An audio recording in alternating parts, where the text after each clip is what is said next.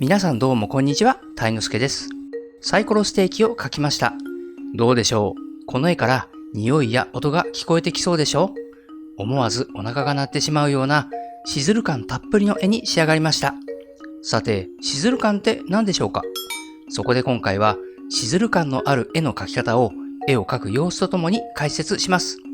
またそもそもシズル感とは何なのかについてもお話ししますので、ぜひ最後までご覧ください。それではスタート。それでは下書きを書く様子をご覧いただきながらシズル感について説明します。そもそもシズル感とは一言で言えば見る人の食欲を刺激するみずみずしさや臨場感のことです。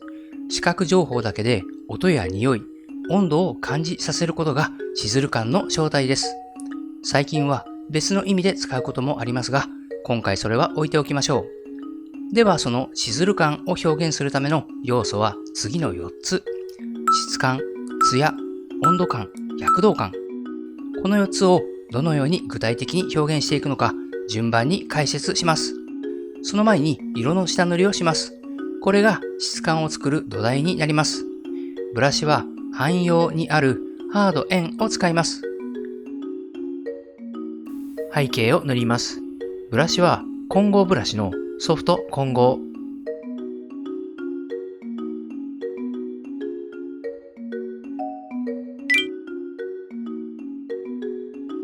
では質感を作っていきましょう。実際この質感表現が一番難しいところですね。質感その1は色のグラデーションです。赤い生肉が焼かれて焼き色がついていくので、この料理には様々な色のグラデーションがあります。ブラシは特殊効果にあるソフト混合を使います。お肉全体に大まかに色のグラデーションを作ります。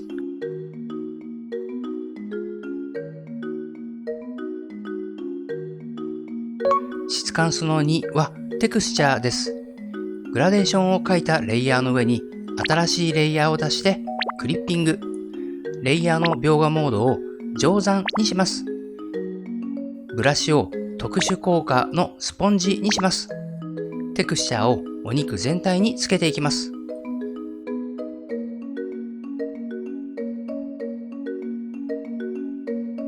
質感その3はディティールです。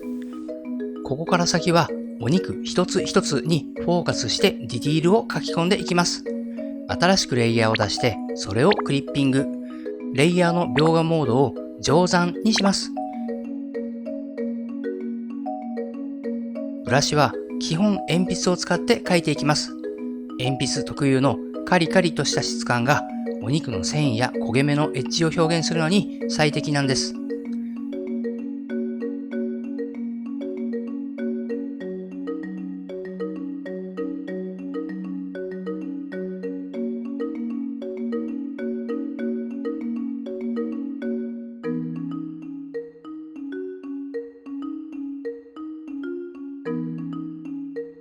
質感表現ができました。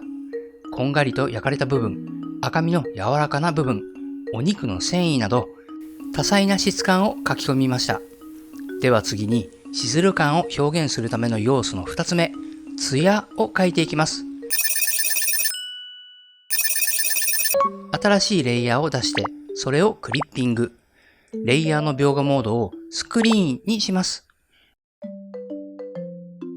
表面を覆う透明な油の艶を描いていきます。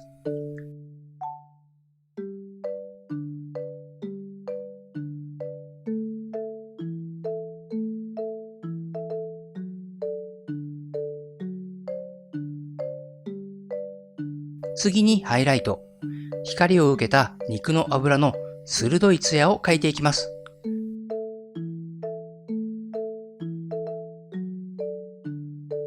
はい、これでお肉が一つ描き上がりました。もう一つのお肉も描いていきます。グラデーションとテクスチャーが描かれたお肉にディティールを書き込みます。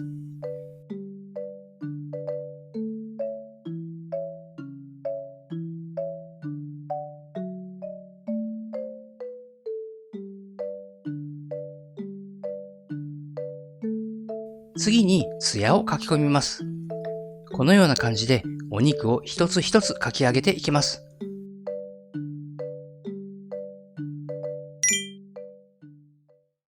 では、お肉に質感とツヤを書き込む様子をご覧いただきながら、シズル感の語源についてお話をしようと思います。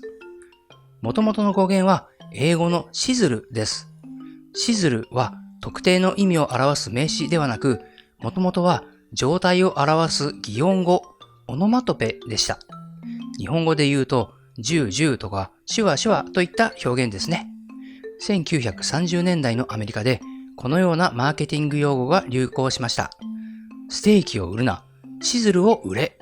これは理屈ではなく感情に訴えかけろという意味です。牛肉の質、重さ、値段といったスペックではなく、焼ける音、立ち上がる香り、そこから想像される幸福な体験を売れということです。幸福な体験を想像させるワクワクする感情をシズルと称したのですね。これが現代のシズル感のルーツです。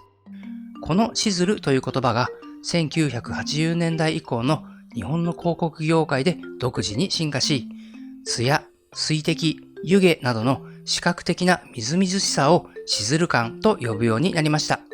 つまり、五感を刺激して本能を揺さぶる演出を示す言葉へと拡張されたのです。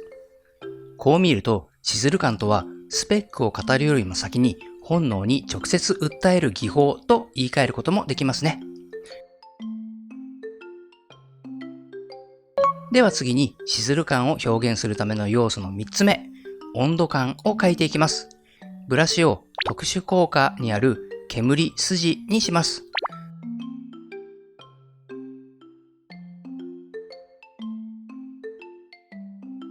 この場合、温度感を表現するのは立ち上る湯気です。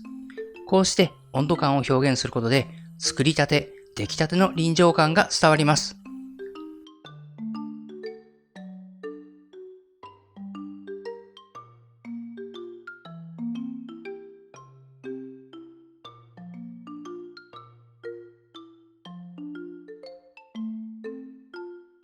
そして最後にシズル感を表現するための要素、躍動感を書いていきます。これは飛び跳ねる油を描くことで表現します。ブラシは特殊効果にある羽にします。このしぶきにさらに動きを加えます。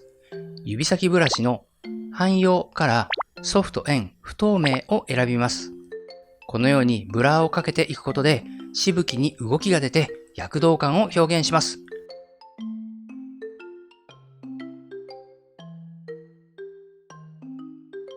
ということで、絵ができました。